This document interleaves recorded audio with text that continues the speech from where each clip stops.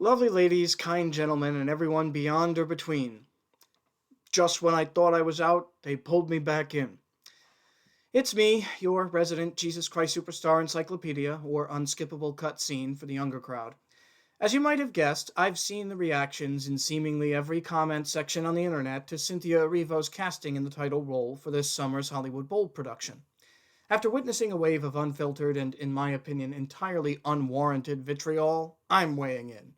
Surprisingly late to the party, and this is a welcome surprise, behind Ted Neely, Yvonne Elliman, and even Tim Rice, but let's be real, that wasn't going to shut me up anyway. Since this is being cross-posted to the YouTube channel of JCS Zone, a website I don't run alone, I'd like to make it known before we begin that this is my take, not that of my fellow site group or subreddit administrators. All two of them. Hi Jay, hi Steven. My thoughts are as follows. JCS has thrived for over half a century, embracing non-traditional casting alongside its unconventional take on an ancient story and its timeless rock sound. Rock sound. Think about that for a second as you cry historical accuracy. No one in the first century Holy Land knew what rock and roll was. Given his well-documented womanizing, Herod likely wasn't a decadent gay stereotype as frequently depicted on stage. And as far as the 1973 film goes, Jesus wasn't white, Judas wasn't black, Mary Magdalene wasn't Hawaiian, and unless they were Hellenic Jews, but that's territory for a historical Jesus documentary, not an opera, high priests didn't have blue eyes, as Norman Jewison notes in the DVD commentary. Yet all of these choices are accepted without question, especially by OG fans, because they're familiar. So before rejecting something simply because it's different, ask yourself, who does that mindset remind you of? Don't forget, JCS didn't just catch on 50-odd years ago. It shook things up.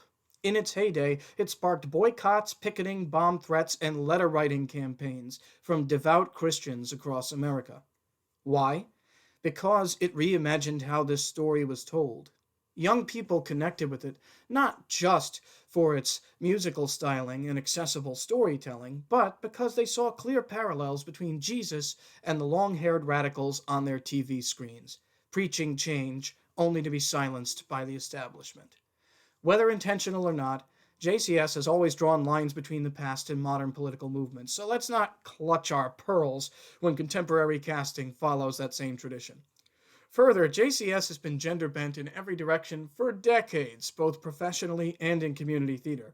In 1994, Amy Ray of the Indigo Girls played Jesus on the Resurrection album and tour. See, I got props today. More recently, a 2017 live show at the Highline Ballroom in New York City eventually evolved into the all-female She Is Risen album, coincidentally featuring Cynthia Erivo as Mary. Let's be real. Gender-blind and gender-swapped casting happens constantly in theater, especially in amateur productions where more girls audition than boys. High school theater kids, you know the drill, sound off in the comments. A female Jesus isn't groundbreaking. It's more common than you think, especially post-2017, and it rarely involves pronoun swapping or changing the basic facts of who Jesus was as a person. Moreover, none of these gender-bent productions has ever claimed to be the definitive Jesus Christ superstar. This show has thrived on reinvention from the start, visually and musically, or it wouldn't have caught on like it has. Cynthia Erivo playing Jesus for a single 3-day run, seriously, just 3 days and then in, out, and gone, won't magically erase every other version of JCS from existence. She only played a witch, people. You're free to enjoy whatever JCS speaks to you, but stop dunking on the mere possibility of this one. I prefer the original. Boom. A complete sentence. It only takes 5 words to express that opinion. We don't need essays on Jesus' gender or outrage over supposed disrespect, especially when, regardless of intent, JCS has rarely been reverent. I promise you, Jesus can handle it.